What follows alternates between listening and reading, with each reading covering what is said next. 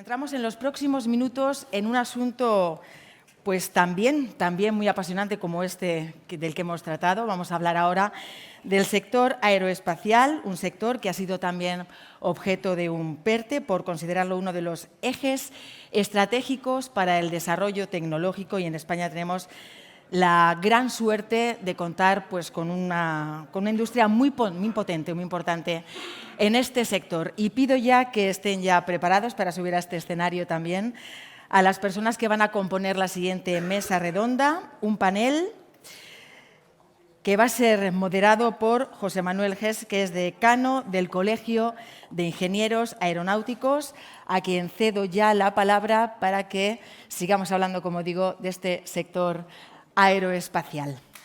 Adelante. Gracias. ¿Cómo nos sentamos? Siéntate aquí. Susana. Yo estoy en la segunda, ¿no? Antonio, el anteúltimo, que el de ella, sí. Bueno, pues muy buenos días a todos. Muchísimas gracias a Civitec por habernos invitado. En la Escuela de Ingenieros Industriales está bien que hablemos también del sector aeroespacial, porque a fin de cuentas también es industria. Y bueno, en este caso estamos ante una dificultad añadida, que es hablar de lo que es la industria del futuro, de la industria aeroespacial del futuro. Es cierto que uno tiene tendencia siempre a pensar que los momentos que uno está viviendo es donde se están produciendo las mayores revoluciones industriales que pueden existir. Y esto, la verdad es que no es cierto. En el tema del transporte aéreo prácticamente se han dado solamente dos revoluciones. Se han dado muchas evoluciones, pero la única verdadera revolución es el paso del motor convencional al motor de reacción y lo que entendemos por el low cost, que supuso para la sociedad un cambio realmente significativo, una revolución significativa. Nosotros, en este momento, la industria aeroespacial habla mucho de dos conceptos. Uno, el New, se habla mucho de New, y se habla mucho de sostenibilidad. Y asociados a estas cosas hay tres aspectos que hemos identificado como interesantes para hablar de ellos, que sí responden en parte a esa posible revolución que puede ser que en los próximos años veamos y que cambie totalmente el paradigma de cómo son las aeronaves que conocemos y cómo son el sector aeroespacial en general que conocemos. Estos tres elementos, junto con un cuarto que es fundamental para que los tres anteriores funcionen, son lo que llamamos la movilidad aérea avanzada, aspecto sin duda alguna del que se habla mucho y que de alguna forma puede intrigar a más de uno por la importancia que puede tener el futuro. Sin duda alguna la sostenibilidad, se va a cambiar el combustible de las aeronaves, no cabe duda, electricidad, hidrógeno, SAF previo, con una particularidad. Nosotros que somos ingenieros sabemos que el concepto de densidad energética es muy importante y que en los aviones el peso también es muy importante.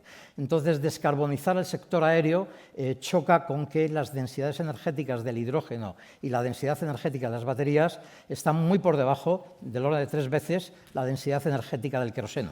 Eso es un problema que hay que resolver y que está ahí, que no es tan fácil como decir, en lugar de enchufar un JP4, enchufo un hidrógeno. Y luego el otro concepto interesante que creemos que puede cambiar mucho lo que es la vida de la sociedad es el New Space, lo que se entiende por yo llamaría democratización del espacio. El espacio ha dejado de ser esa cosa que lanzaba la NASA o que lanzaba la ESA y que era todo como muy alto, muy sofisticado, muy caro y muy difícil, a ser algo que cada vez hay más empresas privadas que lanzan cosas, cada vez hay más cosas pequeñas que se lanzan al espacio y esto puede estar cambiando mucho el paradigma de lo que es el sector espacial en este New Space. Y finalmente ya digo que hay un cuarto que es fundamental y yo creo que en donde estamos es importante hablar de él, pero que en general es importantísimo tenerlo en cuenta, que es cómo formamos a los ingenieros que necesita el sector. En particular, cómo formamos a los ingenieros aeronáuticos en este sector aeroespacial que necesita el sector. Ya se ha dicho esta mañana que hay un déficit de ingenieros. Hace poquito había una feria en la Escuela Técnica Superior de Ingenieros Aeronáuticos y del Espacio de Aeroempleo, en donde un compañero, un amigo de una empresa me dijo: oye, tenemos 300 vacantes libres. En ese momento, en ese día, 300 vacantes libres. Si hubiera 300 ingenieros que cumplieran el perfil que necesitamos, les contratábamos ahora mismo. Esto es un problema, y el problema está en ser capaces de formar en calidad y en cantidad el número de ingenieros que se necesita para un objetivo, desde mi punto de vista, muy importante, que es que el PIB industrial de nuestro país no siga decreciendo. Necesitamos que España mantenga un PIB industrial por encima del 20%, del 21, 22, y estamos en el 18, 17,5, creo recordar. Esto es un peligro para nuestro país, porque no podemos ser un país de servicios, tenemos que ser también un país industrial. Bueno, sin más cuestión, y porque estamos muy cogidos de tiempo, voy a empezar a hacer preguntas. Voy a empezar por Juan Carlos. Bueno, voy a presentar primero a los ponentes. Juan Carlos Ortiz, que es el director general de Ingeniería de Aernnova, con una larguísima experiencia en el sector aeroespacial. Susana Corbello, que es la directora de Aeroestructuras de Airbus, de Aeroestructuras Comerciales, de Airbus Comercial, también con una larga experiencia en el sector.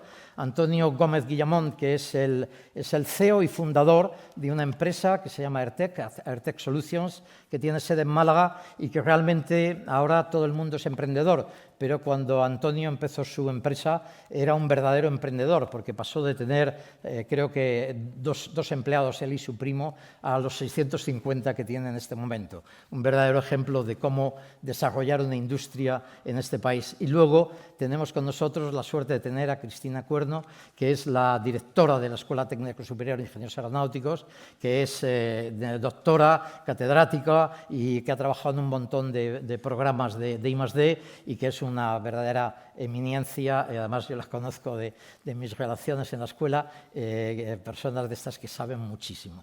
Y ahora ya sí que voy a empezar haciendo preguntas, y voy a empezar, he dividido las 4 personas en los 4 temas que os he dicho.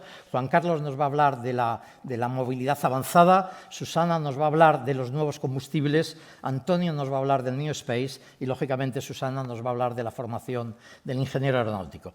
Juan Carlos, la primera pregunta que te hago es: ¿qué es esto de la movilidad avanzada?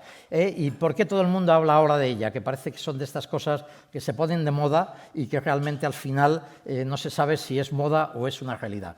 Cuéntanos primero un poco eso, cómo lo ve la sociedad y por qué la sociedad tiene razones para pensar que es un futuro. Muy bien, pues buenos días, buenas tardes a todos. Muchísimas gracias por invitarme a este congreso.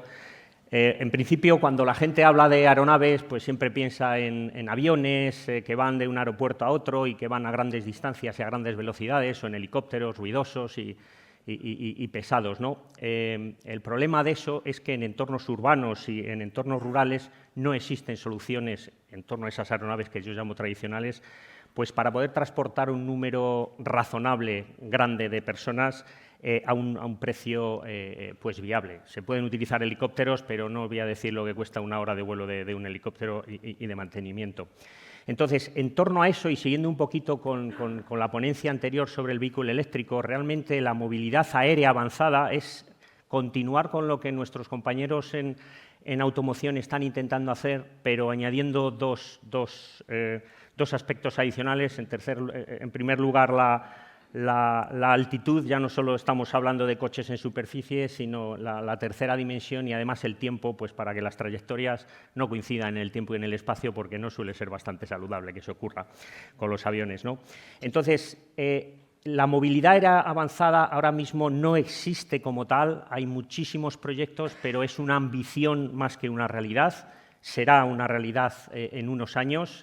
Aquí divergimos muchos entre los más optimistas y los más realistas, pero ocurrirá, y básicamente está en torno a hacer aeronaves mucho más pequeñas, pues si es de pasajeros, pues para llevar de 2 a 4 personas, como digo, en entornos rurales, entornos urbanos, altitudes de vuelo de 500 metros o 2.000 metros, 2 kilómetros, cuando los aviones normales vuelan a 11 kilómetros de altura en la troposfera. Y además con una autonomía pues para hacer desde 25 kilómetros a 200 kilómetros, es decir, cositas pequeñas. Además, tiene que ser, una de las características es que tiene que ser seguro. En aeronáutica, bueno, como en todos los sectores, pero en aeronáutica especialmente, la palabra seguridad está en absolutamente todas las decisiones que se toman y aquí no puede ser de otra forma, no solo por aspectos regulatorios, sino también porque es lo que demanda la sociedad. Tiene que ser accesible, ya no es para ciertos privilegiados que pueden coger un helicóptero o eso, tiene que ser accesible y además sostenible, que es una de las palabras clave que más se está repitiendo en este congreso. Y como decía, pues hay varias versiones para transportar personas, como aerotaxis, o para transportar mercancías, y entonces suelen ser drones, o realmente para hacer misiones especiales, tanto en aspectos civiles como militares, pues a un aparato de estos le puedes poner cámaras, le puedes poner detectores y sirven para un montón de cosas, y le puedes poner armamento también, si estamos hablando de defensa. Y todo esto alrededor de unas características muy especiales y diferenciadoras con lo que es la aeronáutica tradicional. Por un lado, se está hablando de electrificación, eso es lo que está potenciando realmente que aparezcan proyectos de movilidad aérea urbana. Los aviones hoy día vuelan con una cosa que se llama fly-by-wire, que básicamente es que son eléctricos en gran parte, pero no en el sistema de propulsión. Sin embargo, en estas nuevas aeronaves el sistema de propulsión es distribuido y eléctrico. Hay también algunos híbridos donde todavía siguen manteniendo turbinas, pero se va sobre todo a soluciones eléctricas. Y claro, ahí está la energía, tiene que venir de las baterías. Ahí todo lo que se está desarrollando alrededor de la automoción también se puede utilizar para la aviación y en unos años estaremos hablando de densidades energéticas muchísimo mayores que permitirán aumentar los alcances de estas aeronaves, pero bueno, de momento es bastante prudente. Una cosa muy importante también es la conectividad, se le puede dar muchos nombres, GPS, comunicaciones, porque estamos hablando de aparatos, y ahora mencionaré unos números, que puede haber miles y decenas de miles en vuelo y ya no se puede utilizar el tráfico aéreo como ahora, que es gente en torres de control en los aeropuertos, donde van viendo dónde están cada avión y a qué altura y a qué velocidad y en qué dirección y tal. Aquí tienen que ser en gran parte autónomos y cada uno de estos aparatos tiene que saber dónde están los demás, con lo cual existe el concepto de ingeniería, el concepto de enjambre. Una definición es un problema matemático muy complejo, pero muchas universidades están trabajando en ello y realmente si esto llega a la escala que tiene que llegar, la solución al concepto enjambre en las tres magnitudes geográficas más el tiempo será fundamental. Luego estos aparatos pueden ser pilotados o no pilotados, pilotados además con un piloto en cabina o remoto o totalmente autónomos, y luego hay muchas opciones, desde un despegue vertical a un despegue más tradicional, en fin, no me voy a enrollar con las características, pero sí es cierto que esas son básicamente las cosas que están liderando este nacimiento de un nuevo mundo. Y en la parte de las estructuras, que como decía José Manuel, el peso en un avión es absolutamente paramount, porque una vez que seleccionas un motor, el máximo peso al despegue está fijado, no se puede cambiar, y lo distribuyes entre lo que pesa, el combustible o la batería, más lo que pesan las personas, la carga de pago, ¿no? Y entonces, estos aviones casi todos van a utilizar en el 100% estructuras de fibra de carbono, que bueno, algunos conoceréis. Se están hablando de estructuras fuera de autoclave para que no sean muy caras, termoplásticos, termostables, en fin, hay todo un mundo alrededor de los materiales que es clave para desarrollar esto. Y claro, dado que hemos dicho que tiene que ser sostenible y accesible, pues el material en sí mismo, que es uno de los costes más importantes de estas aeronaves, tiene que ser sostenible, accesible y seguro. Solamente por daros unos datos, solamente en movilidad aérea urbana, es decir, lo que se llaman aerotaxis, se estima que para el 2050 habrá 150.000 de estos aparatos eléctricos. Eso supone un mercado de unos 90 billones americanos, 90.000 millones, y para ponerlo en perspectiva, el mercado mundial de helicópteros son 50 billones, es decir, la mitad. El de aviación civil son 800, es decir, casi 10 veces, o el de taxis en todo el mundo es de 300 billones. Estamos hablando de 90, es decir, es un mercado que no existe, pero que potencialmente va a generar oportunidades absolutamente tremendas. Y desde el punto de vista de números, claro, si hablamos con nuestros compañeros de automoción, 150.000 aparatos de estos es nada, eso lo hacen en minutos, porque hablan de miles de coches al día. Aquí el programa más exitoso de aviación civil es el Airbus A320, y hace 750 aviones al año, o sea, 2, 3 al día. En aeronáutica, un proyecto que hace 75-100 aviones al año, no al mes, no al día, al año, es un proyecto que se considera de mucho éxito. Entonces, tenemos que pasar a un orden o 2 órdenes de magnitud superiores. Y claro, eso no se puede hacer con las condiciones de contorno que tenemos. Es decir, este nuevo mundo de la movilidad aérea avanzada tiene que cambiar. Entonces, los sistemas de producción que se van a necesitar son totalmente distintos. De hecho, se parecerán más a un sistema de producción de automoción que a un sistema de producción aeronáutico tal y como lo conocemos ahora mismo. Y todo esto viene, pues, oye, si todo parece que funciona bien, si todo va bien, ¿por qué no se ha hecho antes o por qué hay optimistas que dicen esto ocurrirá dentro de 10 años, pero no dentro de 3? Bueno, pues hay unos desafíos muy importantes. Para que os hagáis una idea, en el mundo hay fabricantes de helicópteros y aeronaves unos 30. Seguramente me dejo algunos, es decir, no son muchos. Hay más de 200 proyectos de estos en el mundo ahora mismo. No más del 10-15% va a llegar a la línea final. Hacer un avión que vuele experimental es relativamente sencillo, no lo voy a negar. Ahora, certificarlo, certificar su operación, mantenerlo y tener la infraestructura mundial para que eso sea seguro de forma continuada, lo que llamamos continuous airworthiness, eso es otra liga. Es como la Champions y la tercera regional. Tercera regional siendo experimental y la Champions lo que se quiere. Entonces, los principales desafíos que tienen este sector es la financiación para hacer todo eso. Estamos hablando de empresas que necesitarán 2.000, 3.000 millones de dólares para poder certificar y llevar esto a cabo, y hay muchas que tienen 50 millones, que han conseguido 100, 200, alguna incluso ha llegado al 1.000, pero la financiación es clave, porque no todos van a llegar. Entonces, ¿cómo seleccionas a los que van a llegar? Luego, otro tema muy importante por la regulación que existe en aeronáutica es la certificación. Como decía, la certificación de estos aparatos es nueva. No puedes certificar un aparatito de estos como si fuese el Airbus 350, que lleva 300 personas a 14.000 kilómetros, ¿no? Sin embargo, este aparato también se puede caer encima de una escuela. Perdonad por el ejemplo, pero es el ejemplo que ponemos en aeronáuticos. Y si eso es factible, hay que prevenir que eso ocurra, y para eso vienen todos los temas de seguridad. La gestión del tráfico aéreo, como he dicho antes, esto no se puede gestionar vía torres de control y controladores, tienen que ser sistemas autónomos donde cada uno de estos aparatos, sobre todo si hay miles, sabe dónde están los demás y además predice las trayectorias de los demás.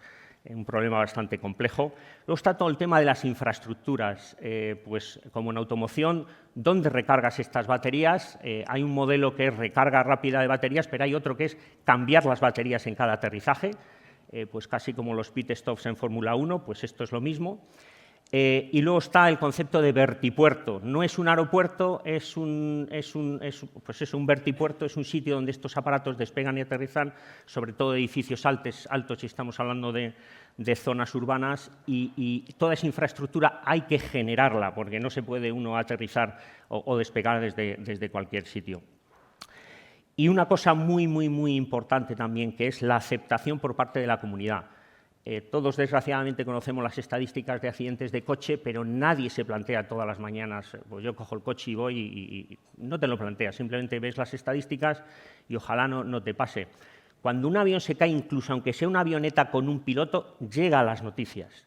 Entonces, la percepción de uno de estos aparatos, sobre todo de movilidad aérea urbana, cayéndose y pasando algo, y de nuevo, hablamos de probabilidades de 10 a la menos 9, pero no es cero. 10 a la menos 9 es un número que no es cero, y por lo tanto, cuando tienes miles, habrá ciertos accidentes. ¿Cómo lo va a percibir eso el normal, el común de los humanos? Esa es una de las cosas más importantes. Y luego también, algo curioso, nosotros trabajamos con Amazon. Amazon está desarrollando un dron para entregar paquetes y quiere hacer 30.000 al año. Y una de las cosas que les han dicho es la privacidad. Claro, estos aviones, estos aparatos, como he dicho, vuelan a 50, 500 metros, 2.000 metros, pueden llevar cámaras. Tú estás en tu casa, estás en tu balcón, estás en tu jardín. La gente está preocupada por eso, como debe de ser, ¿no? Con lo cual, hay cierta parte en la percepción de los humanos cuando ven este tipo de cosas que bueno, hay que ver cómo se sobrelleva. Y luego, como decía, el desarrollo de las baterías, la velocidad de desarrollo de las baterías va a ser absolutamente crítico para poder realmente desarrollar este mercado, que ya digo, no creo que sea una cuestión de si va a ocurrir o no, es una cuestión de cuándo va a ocurrir.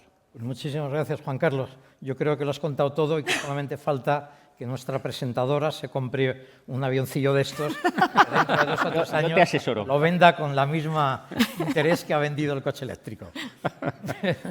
Vamos a cambiar de tema y voy a pasar con Susana para que nos cuente los problemas que tiene el cambio de combustible. Es decir, el futuro de la aeronáutica, la descarbonización de la aeronáutica, pasa por 3 cosas, 3 posibles cosas. Una de efecto inmediato, que es el SAF, el combustible sustitutivo del JP4 más sencillo, la parte del hidrógeno y la parte eléctrica. Y esto no es tan sencillo como que la toma del avión quito una manguera y pongo otra, y por lo tanto tiene muchas implicaciones en la estructura del avión y en cómo diseñar los aviones, en lo cual Susana es especialista, y luego la preguntaré por un proyecto específico de Airbus que ya está trabajando con el hidrógeno. Sabéis, y me voy a adelantar, que Airbus está absolutamente convencido de que el futuro es el hidrógeno. Bueno, pues buenos días a todos. Yo la verdad es que quiero empezar agradeciendo a Civitec el organizar este panel aeroespacial y además el orden que se ha montado me parece muy acertado porque bueno, pues venimos después del vehículo eléctrico, cada uno tenemos nuestra problemática y quería también comentaros que en Airbus los ingenieros aeronáuticos, yo soy ingeniera aeronáutica y la verdad es que muy orgullosa de serlo, y los ingenieros industriales somos hermanos en Airbus, porque bueno, pues tenemos la parte del diseño de la aeronave y la parte de todo el sistema industrial para hacerlo y, como ha comentado Juan Carlos, pues ser capaces de hacer 750 aviones de un tipo en un año. Que entenderéis desde ingeniería, cuando tenemos un problema en una planta, el problema tiene que estar solucionado en 4 horas. Entonces, imaginaros lo que eso supone para la ingeniería aeronáutica e industrial. Reto fundamental. Entonces, bueno, no me enrollo, voy a la parte de los combustibles. Sin antes comentaros una cosa, que yo creo que el corto plazo, que es lo que estamos viviendo, no pasa por la parte de combustibles, sino las mejoras aerodinámicas que llevamos en toda la industria aeroespacial llevando a cabo desde hace muchos años. Porque, bueno, pues como has comentado, en Airbus la sostenibilidad es un pilar básico, es una prioridad para nosotros y apostamos por ello. Las aeronaves que estamos fabricando ahora mismo, las de última generación, son capaces de reducir hasta un 20-25% las emisiones de CO2 con respecto a las aeronaves de generaciones previas. Pero es cierto que solo el 20% de las aeronaves a nivel global son de estas nuevas generaciones. Entonces, bueno, pues un poco todos tenemos que ayudar para el cambio de las flotas, las aerolíneas. Y, bueno, pues coincido un poco con los 2 paneles anteriores, las ayudas son muy importantes, ¿vale? Entonces, bueno, entramos en los combustibles. El primer paso que estamos dando es el combustible sostenible. Ahora mismo nuestras aeronaves están certificadas, como comentaba Juan Carlos, la certificación es un proceso muy complicado en aeronáutica, porque la seguridad es clave y es un pilar primordial. Entonces, las aeronaves que tenemos ahora mismo volando en todos los espacios aéreos están certificadas para volar con hasta un 50% de mezcla de combustible sostenible, ¿vale? ¿Qué problema tenemos? La disponibilidad de ese combustible y también el precio de ese combustible. Las aerolíneas no pueden permitirse muchas veces el utilizar este combustible por precio, porque sabéis que estamos, yo creo que se comentaba antes, el tema del low cost, ¿no? La globalización del sector aeroespacial y el poder llegar a todo el mundo, que yo creo que ha sido un paso fundamental en el sector. Bueno, pues ahora con estas tecnologías y con esta investigación que se está haciendo y que requiere muchísima inversión por parte tanto de los fabricantes de aviones como aerolíneas, como las energéticas, que las energéticas tienen que preferir el hacer combustible sostenible frente al combustible tradicional. Es muchísimo más caro, ¿vale? Entonces, es primero disponibilidad, segundo precio. Pero nosotros en Airbus no estamos tranquilos con tener esta capacidad del 50%, estamos trabajando ya en la certificación de la capacidad del avión en volar con 100% combustible sostenible. Y a lo mejor vosotros os preguntaréis, "Uf, ¿y esto? Pues echas un combustible y ya está". Bueno, pues no, no es así de fácil. ¿Por qué? Pues porque el combustible tiene diferentes puntos de cómo salen los vapores, la compatibilidad con los materiales, cómo afecta la fatiga de los materiales, esa compatibilidad de materiales, tanto de estructura, porque sabéis ahora que los combustibles en las aeronaves actuales se almacenan en las alas. Las alas son los depósitos de combustible naturales del avión. Y bueno, pues hay muchos tipos de materiales. Tenemos el material compuesto en los aviones de última generación, pero también tenemos metales. Entonces, tenemos que ver cómo ese combustible que tiene un componente y unos componentes diferentes trabajan con esos materiales, pero también nuestros sistemas, los sistemas de bleeding de los motores. Bueno, hay una serie de ejercicios que estamos haciendo. Nuestro objetivo como fabricante de avión es tener esta certificación 100% combustible sostenible en 2030, que bueno, los que sabéis, los ingenieros todos sabemos, y sobre todo yo creo que los aeronáuticos, que los tiempos en aeronáutica no son, mañana no tenemos estos certificados, son muchísimas pruebas que tenemos que hacer, muchísimos papeles, muchísima investigación, muchísimos ensayos en laboratorio. Entonces, bueno, estamos en ello porque apostamos por ello. Yo creo que el combustible sostenible es un paso fundamental que tenemos que dar de cara al ser más sostenible en el sector, ¿vale? Y bueno, ahora voy a hablar, sin que me preguntes quizá, o si me lo quieres preguntar, pregúntame. Sobre el proyecto Pregúntame. Airbus de 0E, el Sí. avión 0E y el tema del Sí. hidrógeno en Airbus. Sí. Bueno, pues nosotros en Airbus estamos apostando fuertísimo por el hidrógeno. El hidrógeno creemos que es una fuente de energía, lo hemos visto en algunos de los paneles a lo largo de la mañana. Es una fuente de energía con unas posibilidades para la descarbonización brutales, ¿vale? Pero, a su vez, tiene unos retos tecnológicos impresionantes. Lo que hablábamos antes de la capacidad volumétrica, pero no solo.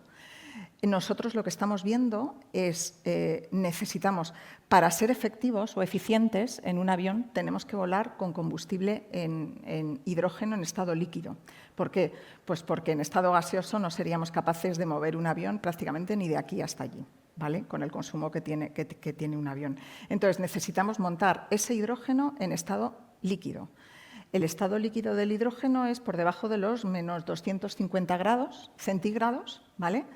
Entonces, yo siempre que hablo de estas temperaturas, pongo un ejemplo que me gusta mucho comentar, que es, si os acordáis, cuando estuvimos con el COVID y las vacunas, cuando empezamos a tener vacunas, Pfizer, una de las problemáticas fundamentales a las que nos encontramos fue el transporte de esas vacunas y que llegase a todos los centros de salud de manera en calidad, y eran menos 15 grados. Entonces, estamos hablando de otro orden de magnitud, ¿vale? Entonces, tenemos un combustible a menos 250 grados que tiene que llegar a propulsar y a quemarse en una turbina. Las diferencias de temperatura son brutales. Imaginaros los sistemas que tenemos que diseñar para hacer ese trasvase de temperatura, aprovechar la temperatura fría del hidrógeno para refrigerar ciertos componentes del avión que necesitemos en su momento y luego bajar la temperatura del hidrógeno para que llegue a un estado en que pueda ser propulsado. Otra de las alternativas que estamos mirando son las pilas de hidrógeno, ¿vale? Está más relacionado con la parte eléctrica, pero estamos mirando las dos alternativas. ¿Por qué? Pues porque cada una tiene un sentido, digamos. Las pilas de hidrógeno son aviones más pequeños, avión regional, menos alcance, menos carga de pago, menos pasajeros, y la propulsión creemos que es fundamental para el transporte que conocemos de más largo alcance, ¿vale? Como os decía, una de las problemáticas que tenemos, además de todo lo que os estoy contando, de la densidad térmica, la compatibilidad, etcétera, es, por supuesto, la seguridad. Tenemos que diseñar unos tanques de hidrógeno que sean capaces de almacenar ese hidrógeno a esa temperatura en un avión, en un vuelo, ¿vale?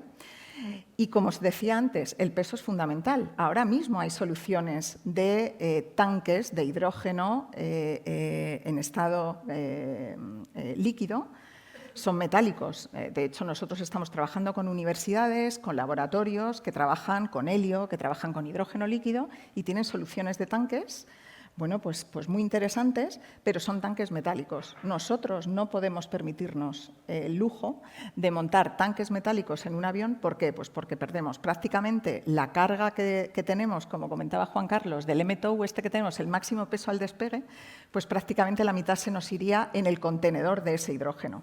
Entonces, no podríamos ser capaces de meter pasajeros con su maleta, con lo cual para las aerolíneas esto no sería atractivo. Con lo cual, el material de ese tanque es un material fundamental. Estamos estudiando y estamos investigando muchísimo el ser capaces de hacer tanques en material compuesto.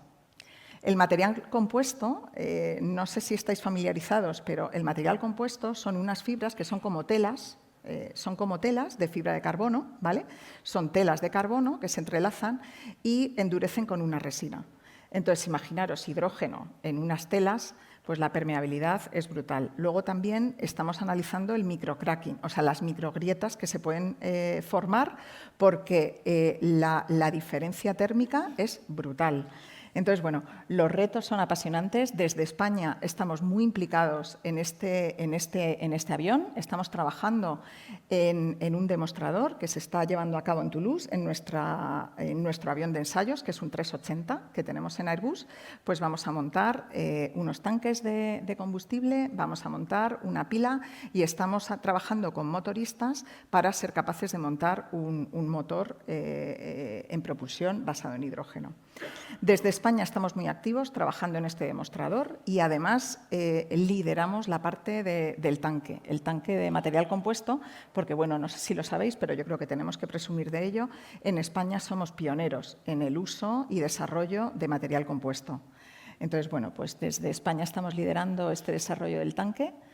Es un reto apasionante y bueno, pues le dejo a Cristina los retos que necesitamos de las capacidades que necesitamos los ingenieros aeronáuticos ahora para hacer frente a estos retos que tenemos enfrente de nosotros. Muchísimas gracias, Susana. Yo solamente permíteme decir una cosa que quede como mensaje. La descarbonización de transporte aéreo a corto plazo solo pasa por el SAF. Cualquiera que piense otra cosa creo que no estaría en lo cierto.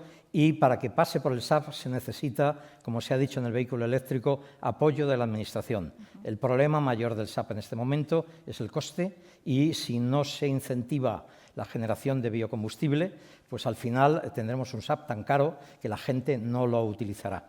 Y si pasamos del low cost a que de nuevo el avión solamente lo puedan coger las personas con un nivel adquisitivo alto, habremos hecho un retroceso social muy importante.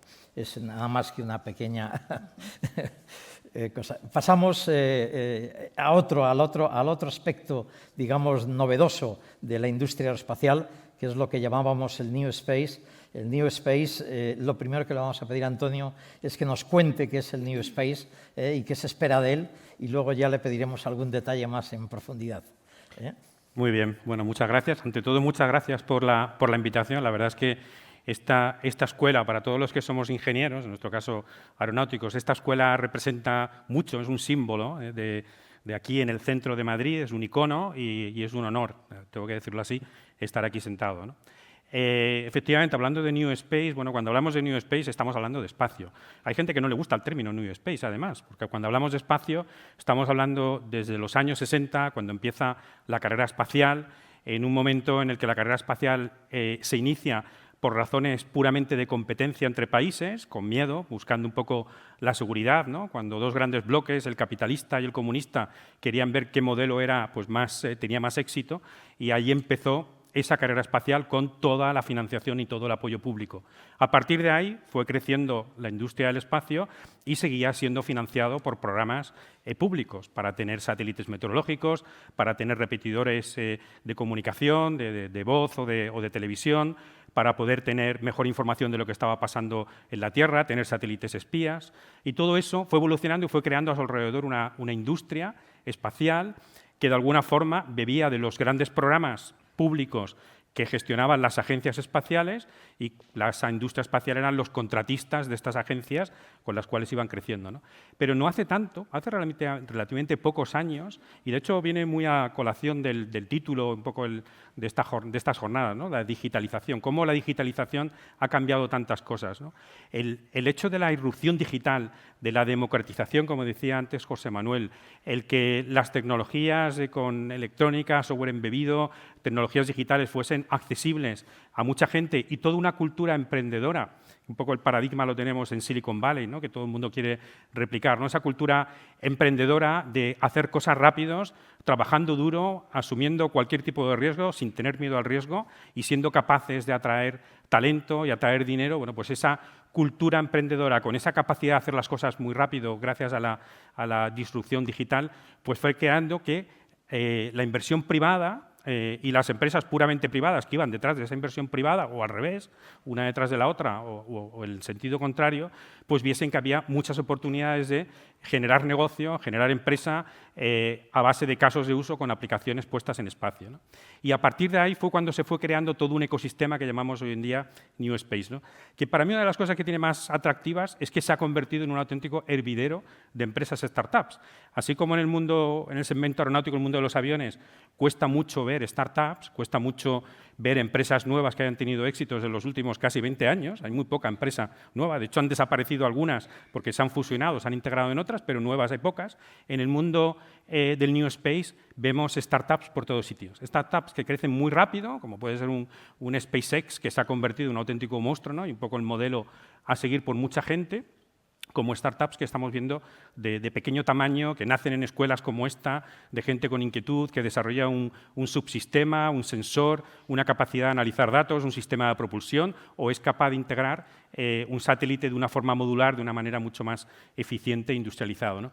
Eso está generando más atención del mundo de la inversión privada. Esa inversión privada está poniendo más dinero, es como un nuevo océano, es como una nueva oportunidad para tener los futuros unicornios, después de haber creado en ese Silicon Valley o en esa revolución digital el mundo del ciberespacio que ha creado tantos monstruos como grandes empresas, ¿no? Que son hoy en día unicornios, que hace solo 15 años no existían, pues el mundo del espacio, el mundo del New Space se ha convertido también en ese nuevo océano azul que está en la inversión privada, el capital riesgo, intentando apostar por ellos para descubrir los futuros unicornios para llevarnos al espacio.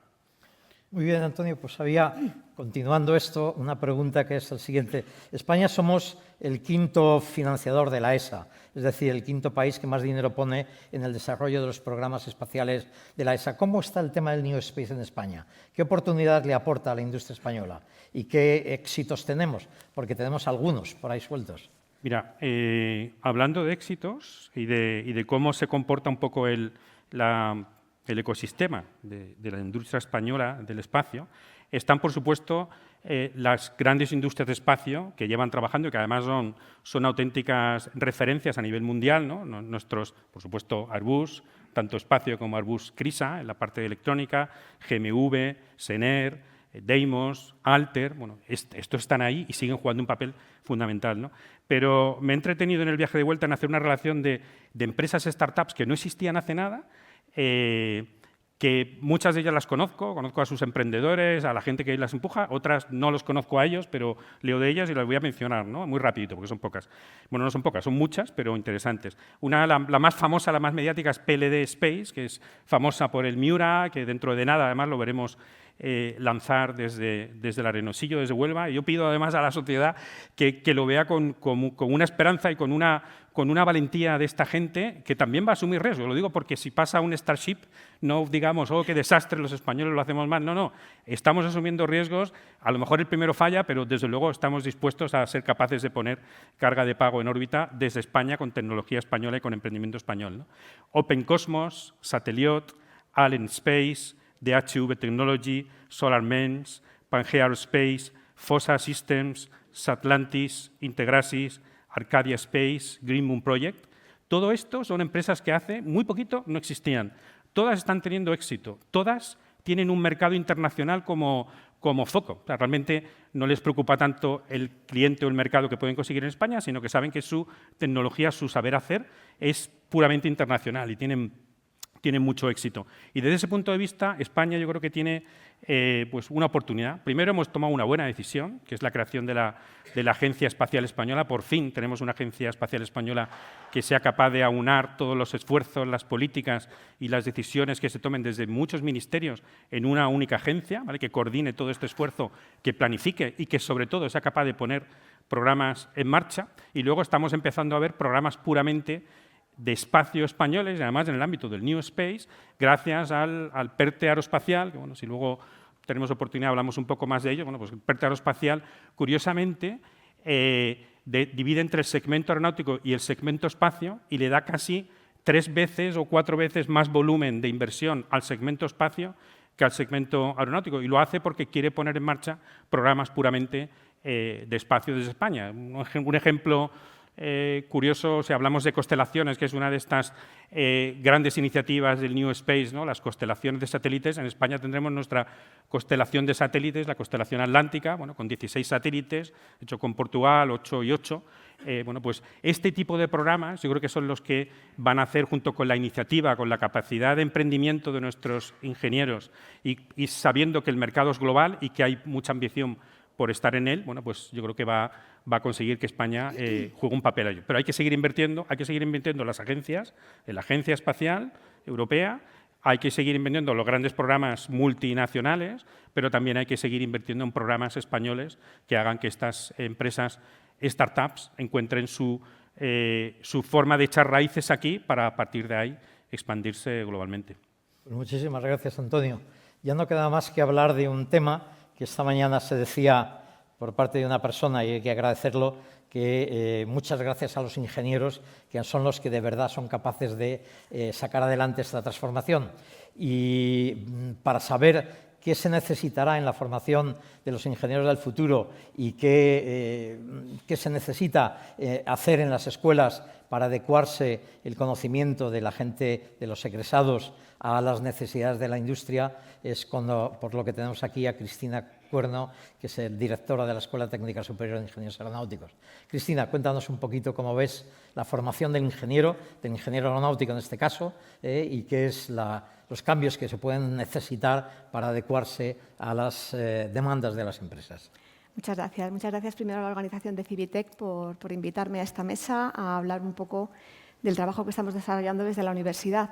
Y bueno, pues hay varias cosas que hay que matizar. Por un lado, la problemática actual. Estamos en una situación en la que, no en el caso aeroespacial, pero sí en general hay una falta de vocaciones de ingeniería y es un problema. Son las famosas profesiones STEM, ciencias, matemáticas, física, ingeniería, y nuestra sociedad necesita de estos profesionales para poder seguir haciendo cambios, puesto que son quien los materializa los cambios. De manera que este es un primer problema que tenemos. Como digo, no es el caso, al menos en mi escuela, en la escuela que tengo el honor de dirigir, tenemos una demanda absolutamente brutal de estudiantes para acceder, pero sí quiero poner un poco el acento porque, bueno, se ha mencionado la ingeniería industrial, estamos aquí, hay otras muchas ramas de ingeniería necesarias en el mundo aeroespacial, y estas no están en una situación tan buena, con tantos candidatos y tantos chicos y chicas interesados en trabajar en el mundo de la ingeniería.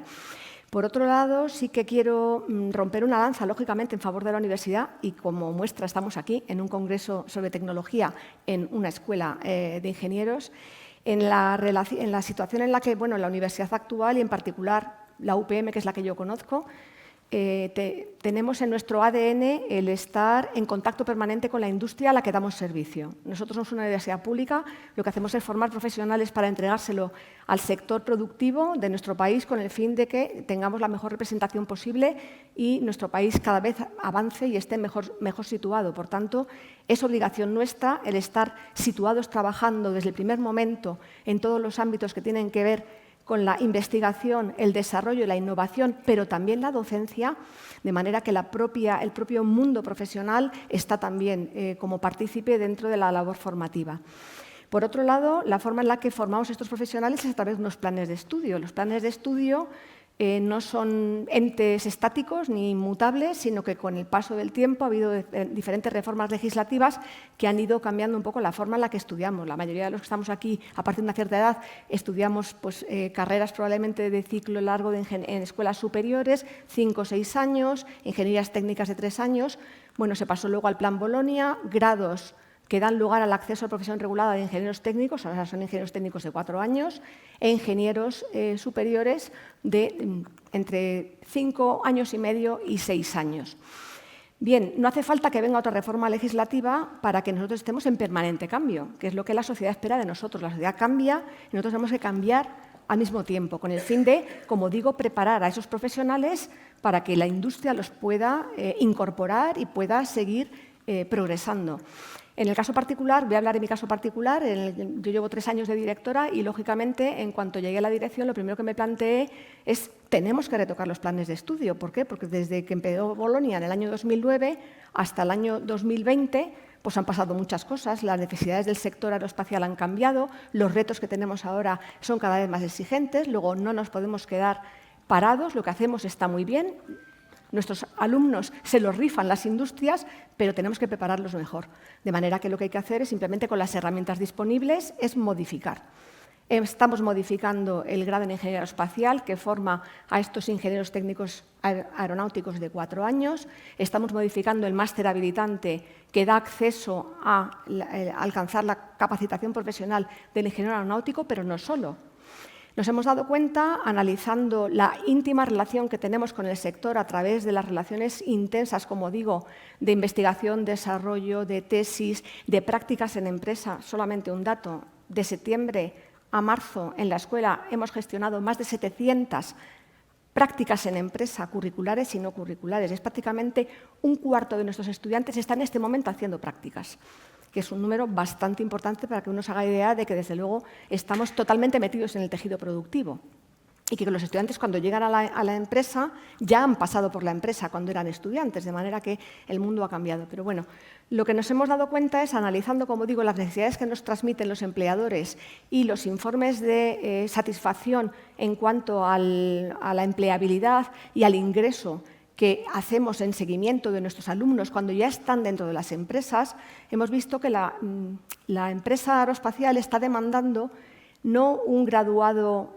muy especializado, como el grado que teníamos, 2 años de formación básica, 2 años de especialidad, sino un graduado mucho menos especializado de detalle, pero sí con una formación en las materias básicas de la rama aeronáutica mucho más potente, mucho más profunda, una formación mucho más generalista aeronáutica. ¿Para qué? Para abordar problemas complejos numéricos de mecánica de fluidos computacional, de aeroelasticidad, sostenibilidad, nueva propulsión, nueva aerodinámica, nuevos retos espaciales, etc. Así que hemos dado respuesta a esta petición, digamos, del mundo laboral a través de un grado que nos acabamos de verificar y va a entrar en preinscripción ahora en junio para empezar las clases en septiembre, que es un grado en tecnologías aeroespaciales que no habilita para ninguna profesión, sino lo que hace es formar ad hoc a estos graduados de una forma muy específica y muy potente.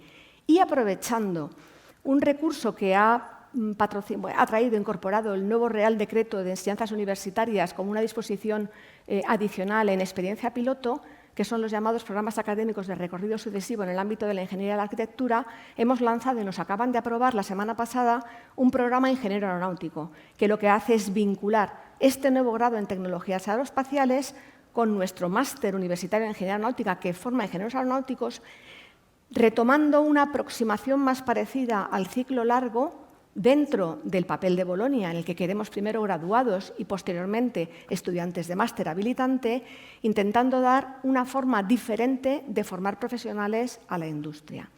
Todo ello conjugado con una panoplia de títulos, desde títulos de una semana hasta títulos de máster, que es lo que forma la oferta de títulos propios de la Universidad Práctica de Madrid. En el caso particular de nuestra escuela, tenemos un catálogo extensísimo, desde cursos, como digo, muy cortos, hasta cursos de máster. El año pasado mismo hemos aprobado un máster propio en sistemas aéreos no tripulados, codo con el Ejército del Aire, con el INTA, con ENAIRE, con AENA, con SENASA, con Airbus, en fin, no quiero citarlas todas porque seguro que me dejo alguna y luego me van a regañar, pero en el que el 70% de los instructores de ese máster son profesionales en el ejercicio, resolviendo los problemas de la movilidad aérea avanzada, etcétera, etcétera, etcétera. Entonces, eso también complementa. ¿Por qué? Porque el profesional que está en la empresa tiene que estar permanentemente en cambio, tiene que estar permanentemente en formación. Es lo que llaman la formación a lo largo de la vida. Y esto, bueno, pues habrá empresas que se dediquen a formar, pero ¿por qué no? La universidad pública puede dar servicio a la sociedad, no solamente formando los ingenieros junior, sino también colaborando en la plena y continua formación de los ingenieros no tan junior, vamos a decirlo, y incorporándolos, como digo, a esta relación que no puede ser de otra forma en la que hay una gran interacción constante entre el panorama profesional, hablo ya no solamente del sector privado, del sector público, del sector de la defensa, como no, de nuestro ejército del aire y del espacio, con el que tenemos una relación pues, ya marcada por el ADN de la fundación de la escuela en el año 28. Entonces, bueno, es un poco un ejemplo, yo lo he hecho en el caso particular de lo que más conozco, que es el caso de la escuela que dirijo, para ver cómo nos estamos preparando para acometer. Ahora sí hago una llamada a incentivar estas vocaciones STEM, a intentar que los empleadores que estén aquí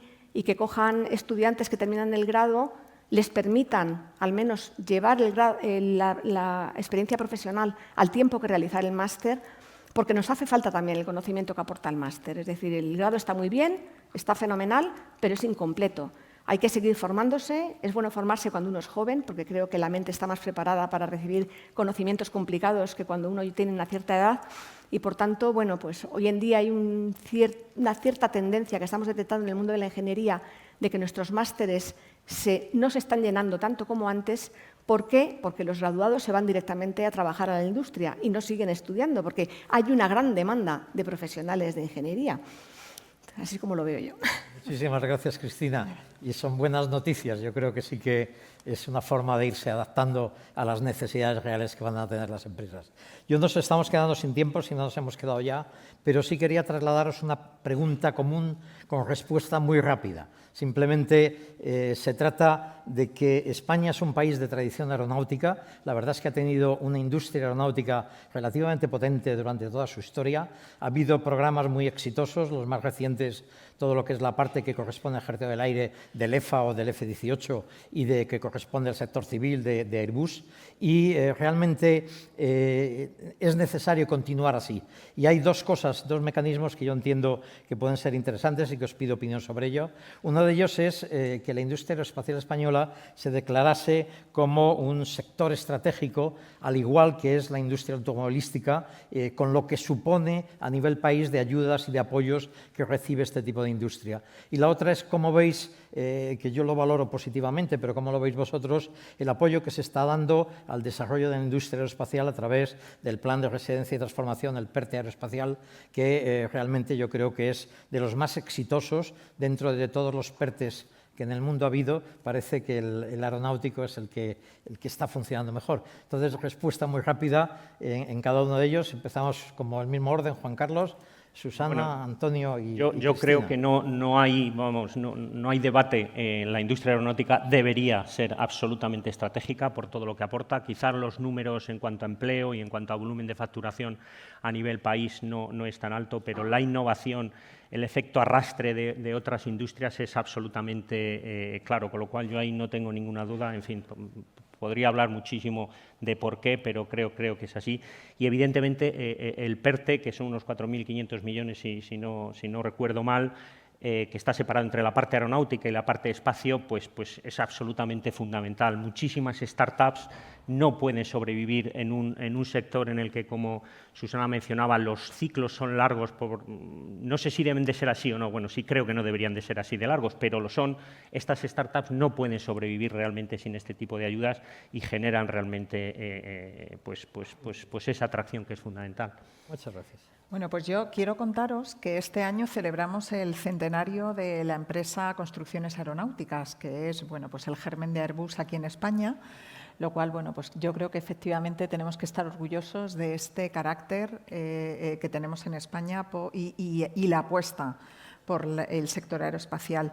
El PERTE, yo una de las cosas que estoy viendo que es maravilloso es la colaboración en todo el sector.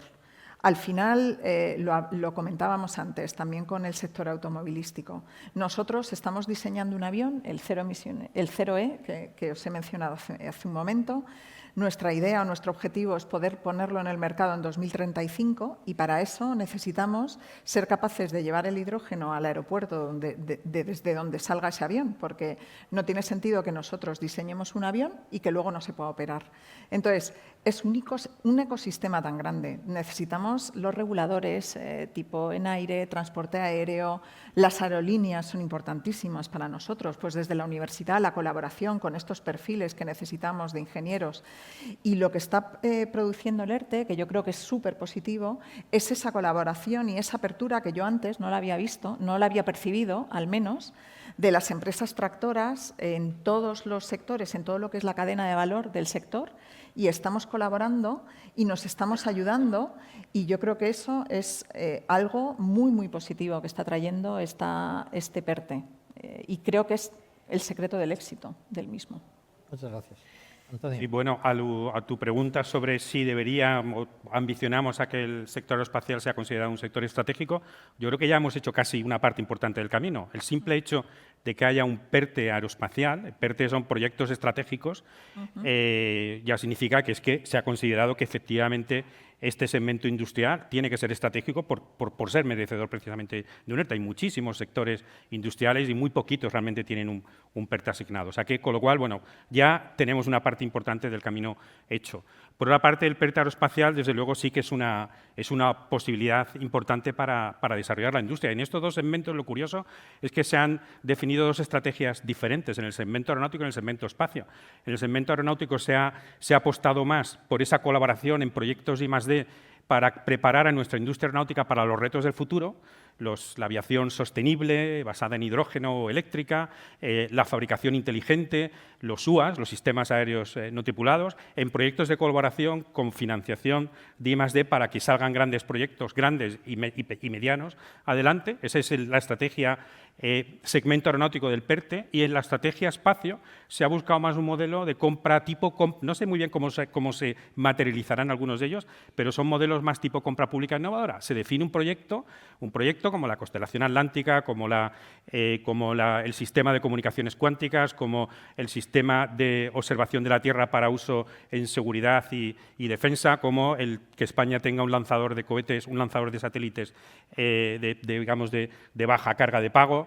Bueno, pues se han definido proyectos específicos. Y yo creo que eso viene muy bien al ecosistema emprendedor. Cada uno ha jugado con una estrategia, y lo importante, yo creo que lo que queremos todos los que estamos en esta industria es que el PERTE no se acabe nunca. O sea, que este plan tecnológico aeronáutico no termine el año que viene, sino que seamos capaces de darnos cuenta que es un sector estratégico y, por tanto, la financiación de la estrategia necesaria para ser líderes hay que continuarla en el tiempo.